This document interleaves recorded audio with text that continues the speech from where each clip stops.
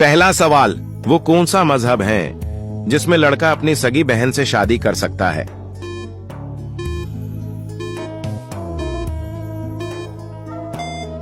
जवाब, पारसी मजहब। दूसरा सवाल, दुनिया का सबसे बड़ा मजहब कौन सा है?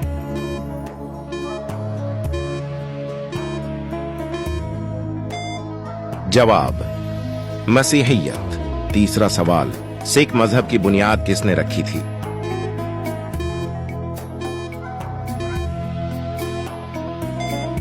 जवाब, बाबा गुरु नानक। चौथा सवाल, यहूदी किस फरिश्ते को अपना दुश्मन समझते हैं?